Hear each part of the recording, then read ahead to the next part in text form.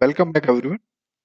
आज हम शुरू करेंगे आपकी 9th क्लास की ज्योग्राफी में क्लाइमेट चैप्टर के साथ। तो लास्ट के जो दो चैप्टर हमने कवर किए हैं ज्योग्राफी में 9th क्लास की, उसमें हमने आपके जो फिजियोग्राफिक फीचर्स है ना, फिजिकल फीचर्स, लैंड फॉर्म्स हैं, उनके बारे में पढ़ा है और आपके ड्रेनेज सिस्टम के बारे में पढ़ा है, जो आपकी इंडिया कंट्री के अंदर हमें रिवर्स रिवर सिस्टम के बारे में हमें पता चला है। ठीक है, तो ये अब तीसरा जो इसमें पार्ट आ जाता है आपका क्लाइमेट। ये तीनों मिलकर जो है एक बेसिक एलिमेंट बनाते हैं, आपका नेचुरल एनवायरनमेंट बनाते हैं किसी भी एरिया का।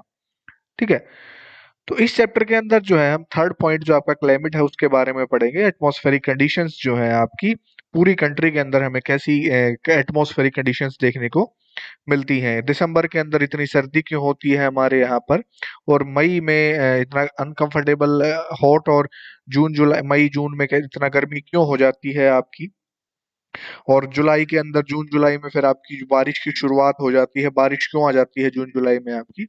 तो इन सभी के जो जवाब हैं आपके वो इस चैप्टर के अंदर हमें मिलेंगे। ठीक है, तो क्लाइमेट का मतलब क्या होता है? क्लाइमेट का मतलब होता है कि आपका sum total of weather conditions and variations over a large area for a long period of time more than 30 years. यानी कि जो वेदर के एलिमेंट्स होते हैं, वेदर कंडीशंस होती हैं, उनका टोटल और उनके अंदर जो वेरिएशंस आएंगी किस 30 to 33 ईयर्स के टाइम पीरियड के दौरान, जो उनमें जो चेंजेस आएंगे उस वेदर कंडीशंस के अंदर, उनका जो टोटल निकलता है, जो फिर एवरेज आता है, वो आपका क्लाइमेट होता है।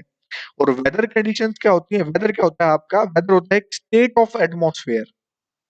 ठीक है, और particular on a particular area at point of time, यानी कि किसी पर्टिकुलर टाइम पे एक पर्टिकुलर एटमॉस्फेयर डेवलप हो जाता है, उसको वेदर कहा जाता है। ठीक है, जैसे कि आप एलिमेंट्स क्या क्या है, वेदर और क्लाइमेट के एलिमेंट सेम है। Temperature, atmospheric pressure, wind, humidity and precipitation, बारिश जो आपकी वर्षण होता है। ठीक है, तो वेदर वेदर कैसे, वेदर और क्लाइमेट में क्या डिफरेंस है आपका? जैसे कि वेदर एक स्टेट है, एक पर्टिकुलर टाइम पीरियड में आपको वो चीजें वहां पर देखने को मिलेगी एक पर्टिकुलर एरिया में। ठीक है, जैसे कि सनी, यहाँ पर देखिए आपका सनी डे है। आप कभी धूप में बाहर निकल कर देखते हैं कि भी धूप निकली हुई है, भाई बहुत तेज धूप है, लेकिन हो सकता है कि वो धूप आपकी उस किसी टाइम पीरियड में थोड़ी देर के लिए उसी एरिया में हो। आप उससे कुछ किलोमीटर दूर जाकर ट्रेवल अगर करेंगे तो आप, हो सकता है वहां पर आपको क्लाउडी वेदर देखने को मिलेगा। ठीक है, तो वो वेदर अलग हो गया, वो क्लाउडी क्लाउडी हो गया, तो वो वेदर वहां पर चेंज हो गया वहां पर। और उससे फिर दूसरी थोड़ी दूर और ट्रेवल करेंगे या थोड़े टाइम बाद वहां पर हो सकता है स्टॉर्मी तूफान वगैरह आ जाए, बिजली कड़कने लग जाए, हो सकता है। ठीक है, हो सकता है फिर वहां पर बारिश होने लग जाए, हवा तेज चलने लग जाए, और पहाड़ी इलाकों में हो सकता है धूप निकलने के बाद फिर वहां पर बर्फ गिरने लग जाए। तो ये जो एक पर्टिकुलर थोड़े टाइम पीरियड के लिए एक छोटे से एरिया में जो क्लाइमेटिक कंडीशंस, जो यानी कि एटमॉस्फेयर चेंज आते हैं, स्टेट ऑफ एटमॉस्फेयर होता है, उसको वेदर कहा जाता है। और इन सभी जो आपकी वेदर कंडीशंस हैं, इनका जो वेरिएशंस या इनका एवरेज एक पूरे बड़े एरिया में, जैसे इंडिया के क्लाइमेट की बात करें हम पूरे की, तो उसके अंदर एक 30 to 33 ईयर्स के बीच का जो इन वेदर कंडीशंस का एवरेज निकलेगा, सम निकलेगा टोटल, उसको क्लाइमेट कहा जाएगा। तो मंथली एटमॉस्फेरिक कंडीशंस के बेसिस पे, जो मंथली हमारी जो चेंजेस आते रहते हैं हमारे पूरे साल में इंडिया के अंदर, उनके बेसिस पे हम मेनली आपकी तीन कैटेगरीज में डिवाइड कर देते हैं आपके वेदर को हम, विंटर, समर और रेनी सीजन्स। यानी कि हम इनको तीन सीजन, ऋतुओं में, हम इनको तीन ऋतुओं में, तीन सीजन्स में अब डिवाइड कर देते हैं इनकी मंथली जो एटमॉस्फेरिक कंडीशंस डेवलप होती हैं। ठीक है, जो मंथली, यानी कि इन कुछ मंथ्स में एक पर्टिकुलर टाइप की एटमॉस्फेरिक कंडीशंस रहेगी, उन कुछ मंथ्स में अलग रहेंगी। तो इसमें फिर आपकी ये चीजें आ जाती हैं, विंटर, समर और रेनी सीजन। ओके, तो इनके बारे में हम आगे और डीप में पढ़ेंगे आगे। अभी जो है हम पढ़ेंगे क्लाइमेट को कंट्रोल जो करते हैं कुछ फैक्टर्स होते हैं, यानी कि जिनके ऊपर आपका क्लाइमेट डिपेंड करेगा, वो कुछ फैक्टर्स होते हैं। आज हम उन फैक्टर्स के बारे में पढ़ेंगे जो पर्टिकुलर किसी भी एरिया के क्लाइमेट को अफेक्ट कर सकते हैं। तो पहला तो है आपका लेटिट्यूड। लैटिट्यूड क्या वेराई करेगा या क्या उस कंट्रोल करेगा कि कितनी सोलर एनर्जी रिसीव की जाएगी, वो डिपेंड करेगी आपकी कि किस लैटिट्यूड। लैटिट्यूड क्या होता है? आपकी इमेजिनरी लाइन होती है, आपकी इक्वेटर है ना, जो पैरेलल इक्वेटर के पैरेलल जो इमेजिनरी लाइन होगी। तो अब कितने डिग्री लैटिट्यूड पे आपका कोई प्लेस है, उसके ऊपर कितनी एनर्जी रिसीव होगी, आपका वो लैटिट्यूड डिपेंड करेगा। क्योंकि आपका जो ये कर्वेचर है, आपका अर्थ का शेप है, आप ये देखिए, तो ये वाला जो पोर्शन है आपका, यहाँ पर अमाउंट ऑफ हीट ज्यादा रिसीव होगी। ठीक है, क्योंकि ये आपका ये उभरा हुआ भाग है, ये बाहर निकला हुआ भाग है यहाँ पर। ठीक है, ये भाग आपका उभरा हुआ है, बाहर निकला हुआ है, और सूरज आपका अगर यहाँ पर है होता है, तो इस वाले पोर्शन पे जल्दी जो है सोलर एनर्जी पहुंचती है। और लेकिन वो वही एनर्जी अगर उसको इस पोर्शन में पहुंचनी है तो उस पर टाइम लगेगा उसको। ठीक है, तो इस वजह से आपका लैटिट्यूड जो है वो इनके ऊपर डिपेंड करेगा। सॉरी, लैटिट्यूड की वजह से आपकी एनर्जी, कितनी सोलर एनर्जी रिसीव होगी, वो डिपेंड करेगी। इसी वजह से जो आपका एयर का टेम्परेचर है, वो हम 0 डिग्री से जब पोल की तरफ बढ़ते जाते हैं, पोलर साइड पे, तो वो क्या होता है, आपका टेम्परेचर घटता चला जाता है, क्योंकि वहां पर सोलर एनर्जी इतनी नहीं पहुंचने पाती, दोनों साइड, नॉर्थ पोल में भी और साउथ पोल में भी। सेकेंड इसमें पॉइंट फिर आपका है एल्टीट्यूड। एल्टीट्यूड के अंदर क्या है कि एटमॉस्फेरिक, फिर आपका जितनी ज्यादा हाइट पे हम चल रहे हैं, चढ़ते चले जाते हैं, जितने मतलब हाइट पे, जितनी ऊंचाई पे हम जाएंगे, आपका जो एटमॉस्फेयर है वो लेस डेंस, मतलब कम घना, और टेम्परेचर आपका घटता चला जाएगा, यानी कि ठंडा होता चला जाएगा। ठीक है, जब हम हाइट पे चढ़ते चले जाते हैं, तो ये भी रीजन है कि आपका जो हिल्स, आपके पहाड़ी इलाके होते हैं, वो ठंडे पाए जाते हैं आपके। ठीक है, तीसरा फिर आपका है प्रेशर एंड विंड सिस्टम। अब जो प्रेशर एंड विंड सिस्टम होता है किसी भी एरिया का, वो डिपेंड करेगा उसके लैटिट्यूड पे और उसके एल्टीट्यूड पे, कि भाई कितने डिग्री लैटिट्यूड पे वो लोकेट करता है और वो कितनी हाइट पे है। और इसी की वजह से उस एरिया का टेम्परेचर और रेनफॉल पैटर्न अफेक्ट होता है। ठीक है, वहां पर एरिया में हवाएं कैसे चलती हैं बेटा? आपकी हवाएं चलती हैं आपकी हाई एयर प्रेशर से लो एयर प्रेशर की तरफ। ठीक है, और हाई और लो एयर प्रेशर कैसे डेवलप होता है?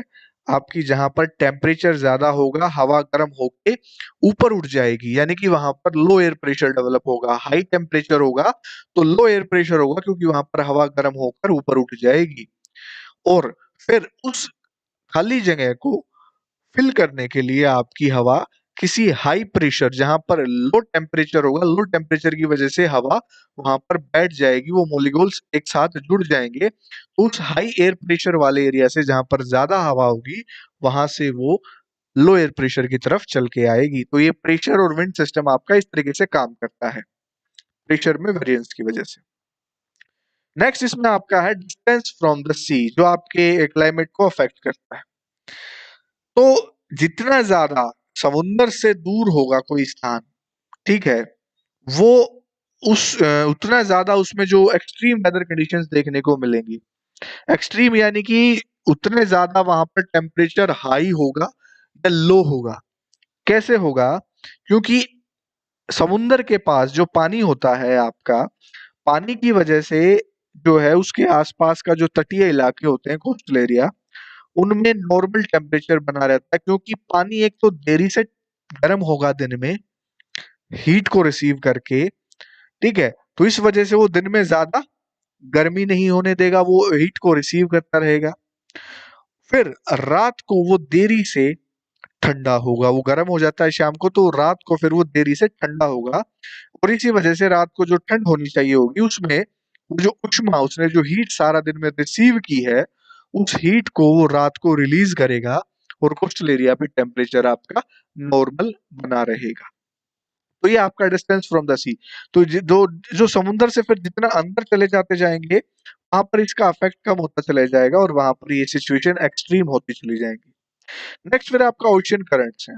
ओशियन करंट्स के अंदर क्या है बेटा आपका, कि जो ऑन शोर वाले एरियाज होते हैं, यानी कि जो किनारे वाले इलाके होते हैं, वो क्लाइमेट, विंड विंड जो आती है फिर आपकी चल के, वो अफेक्ट करती हैं कोस्टल एरियाज को ज्यादा।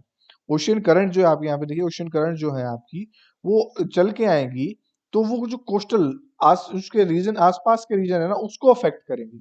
जैसे कि किसी कोस्टल एरिया में, तटीय इलाके में अगर कोई ठंडी या गर्म कोई धारा, जल धारा, ओशियन करंट अगर चल के आएगी, तो वो उस इलाके को, जैसी उसकी प्रवृत्ति होगी, यानी कि जैसा उसका नेचर होगा, अगर वो ठंडी होगी तो वो उस कोस्टल एरिया को ठंडा करेगी, लेकिन अगर वो गर्म होगी तो वो उस एरिया को गर्म करेगी। तो इस तरीके से ओशियन करंट्स भी आपके किसी एरिया के क्लाइमेट या वेदर को अफेक्ट करते हैं। रिलीफ फीचर्स, फिर आपके रिलीफ फीचर्स भी जो है क्लाइमेट किसी एरिया का डिटरमाइन करने में एक मेजर रोल प्ले करते हैं। हाई माउंटेन्स जो है होते हैं आपकी, वो एक बैरियर के रूप में काम करते हैं किसी भी कोल्ड या हॉट विंड के लिए। जैसे कि हमारा हिमालय है, तो आपकी साइबेरिया की तरफ से, रशिया की तरफ से जो ठंडी हवाएं, शीत लहर होती हैं, वो इंडिया में एंटर करने से उनको हिमालय रोकता है, ठंडी हवाओं को।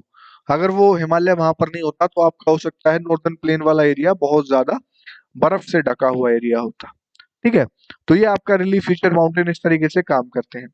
और ये आपका प्रेसिपिटेशन, वर्षण करने में भी जो है सहायता करते हैं, क्योंकि जैसे कि अगर हम देखें, आपका ये एक माउंटेन है और आपके जो ये क्लाउड जो है वो ट्रेवल करते हुए आ रहे हैं यहाँ पर, तो वो यहाँ पर आकर टकराता है, लेकिन यहाँ पर टकराने के बाद वो ऊपर की तरफ उठेगा, और इस क्लाउड में जो आपके प्रेसिपिटेशन के लिए आपका जो जलवाष्प, वाटर वेपर मौजूद होंगे, यहाँ पर तो टेम्परेचर ज्यादा है इसलिए वो कन्वर्ट नहीं हो पाएंगे पानी में।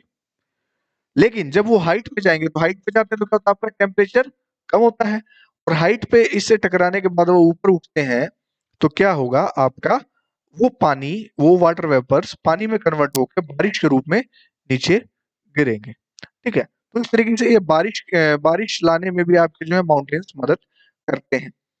ठीक है, जो अर्थ के ऊपर आकर गिरती हैं, जो आपकी, जिसमें हम प्रेसिपिटेशन के अंदर हम बारिश को, स्नो को, जो आपके ओले गिरते हैं या स्लीट्स गिरते हैं, जो बर्फ की चट्टानें गिरती हैं, उसके रूप में हम इनको देख सकते हैं। तो ये मेन 6 फीचर्स हैं आपके, जिनसे हमारा जो क्लाइमेट किसी भी एरिया का होता है वो अफेक्ट होता है। अब इससे नेक्स्ट जो है हम आपके पढ़ेंगे, वो पढ़ेंगे आपका, इन्हीं फैक्टर्स के बारे में पढ़ेंगे डिटेल में कि ये फैक्टर्स इंडिया के क्लाइमेट को किस तरीके से अफेक्ट करते हैं। Okay, so that's all for today. Thank you so much everyone.